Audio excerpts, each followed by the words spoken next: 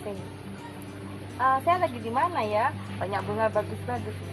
Nah, kami lagi di Phase One Orchid Salatiga atau Phase One Anggrek Salatiga. Lokasinya di Arjuna Salatiga. Wah, ini banyak anggrek bagus-bagus. Di sini dibiarkan anggrek dari mulai bibit sampai yang udah ready. Ada paket juga, ada bermacam perlengkapan. Kalau teman-teman mau kunjung lihat-lihat, boleh ya. Ikut saya sekarang ketemu sama yang ngurus tuh. Selamat siang, Bu. Siang Bu Lydia. Gimana ya? Iya. Oke, ini macam-macam anggreknya ya, Bu? Iya, macam-macam ini Bu. Yang ini yang paling kecil yang mana, Bu? Ini kalau yang ada itu ini paling kecil. Ini. Sebenarnya ada yang paling kecil lagi tapi di belakang. Oh, ada yang lebih kecil lagi. Ada. Nah, memperlakukan anggrek ini gampang nggak, Bu? Kalau sudah tahu triknya sebenarnya gampang. Oke. Kalau yang kecil gimana, Bu? Kalau gini, kalau saya punya taman, saya punya rumput, kan saya gampang loh ya, tinggal siram semua jadi gitu. Nah, kalau anggrek bisa nggak saya begitu, Bu, atau gimana? Kalau anggrek sih sebenarnya perlakuannya beda-beda, tergantung jenis anggreknya Oke. sama usianya. Oh gitu. Ya. Contohnya gimana, Bu, kalau jenis usia, Bu?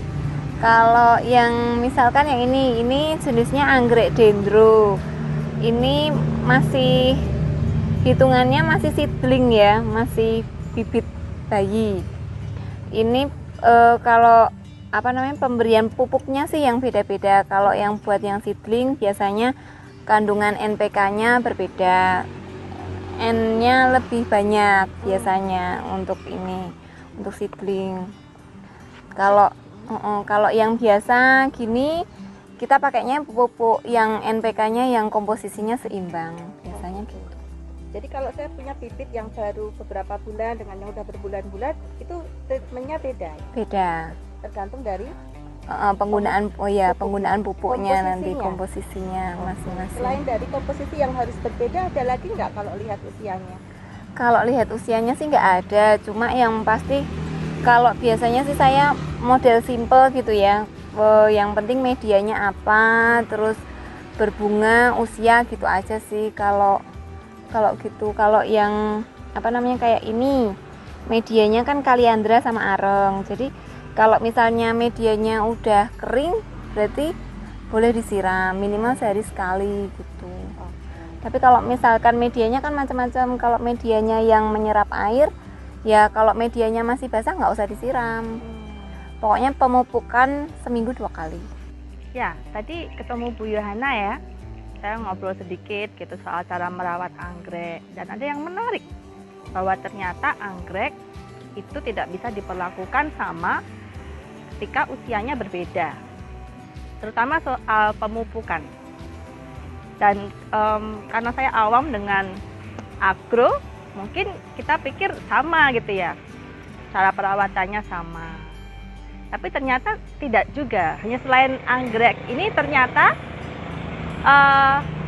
semua tanaman yang diharapkan berbunga atau berbuah ternyata pemberlakuannya beda menurut usianya. Khususnya sekali lagi dalam hal pemupukan.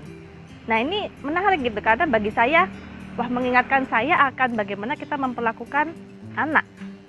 Ya ternyata kita harus memperlakukan anak-anak itu berbeda sesuai usianya.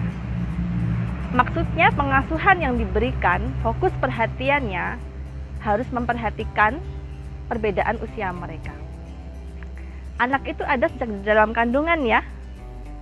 Jadi dalam perut sampai dilahirkan, yang sangat dibutuhkan adalah penerimaan dan kasih sayang.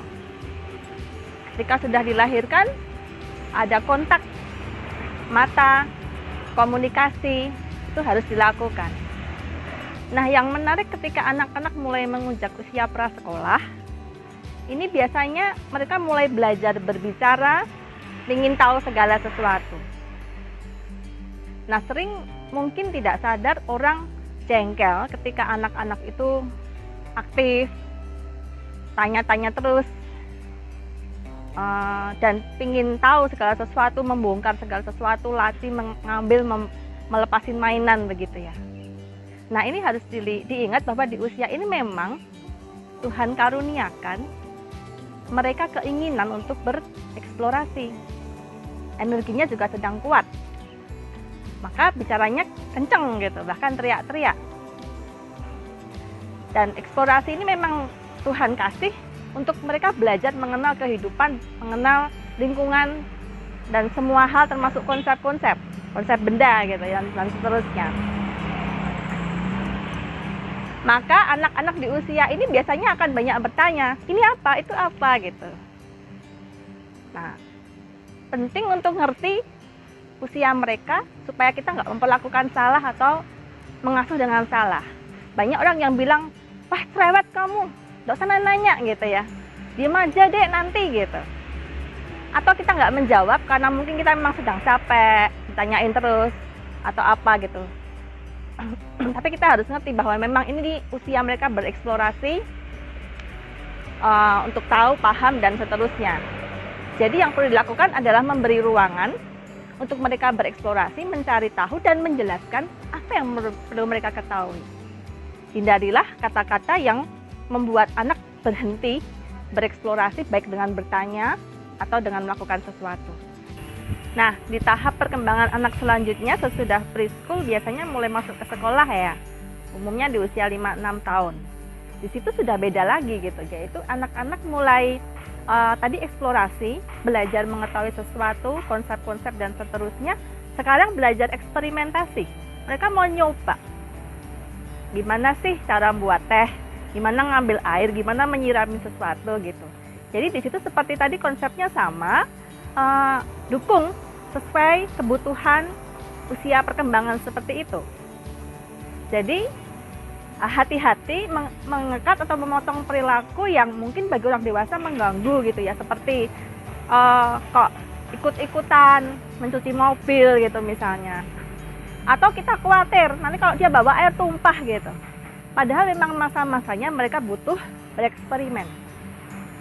Ini dibutuhkan karena mereka mulai lebih berkembang dari sekedar memahami, sekarang melakukan. Juga di masa ini anak-anak mulai timbul keakuan, dalam arti kesadaran akan eksistensi bahwa dia ada, akan dirinya gitu.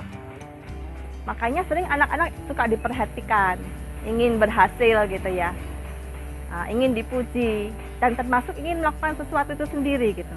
Karena dia mulai mengerti, oh saya ada, saya bisa. Nah, mulai mencari makna secara di bawah sadar. Maka ini nggak bisa dibilang egosentris. Ya dalam egosentrisnya dalam arti tadi ada kesadaran tentang bahwa saya ada dan saya bisa melakukan sesuatu. Nah, maka kita perlu mensupport secara positif kepada mereka. Dan di usia ini biasanya mulai timbul karena timbul pemahaman bahwa saya ada, bahwa itu orang lain, ini saya, begitu. Nah, kemudian timbul salah satu fenomena lain yaitu sibling rivalry, persaingan antar saudara. Tapi nggak selalu dimaknai sebagai antar saudara kandung gitu ya, karena bisa juga dengan teman, dengan sepupu, dan seterusnya. Jadi mulai ada seperti kompetisi di bawah sadar. Mungkin saya ingin yang lebih baik, ingin dipuji, ingin yang tampil, ingin yang diperhatikan, karena ada sibling rivalry. Dan ini masih berhubungan dengan adanya kesadaran akan eksistensi diri tadi. Jadi ayah bunda, kita perlu menolong secara positif dengan memahami usia mereka, apa yang mereka butuhkan, dan memang di saat itu bagaimana mereka harus bertumbuh kembang. Itu baru di usia sampai ke, kita bicara 5-6 tahun ya. Gimana dong kalau usia yang lebih besar? Nah, untuk itu kita bahas kelanjutannya ya di channel HTC.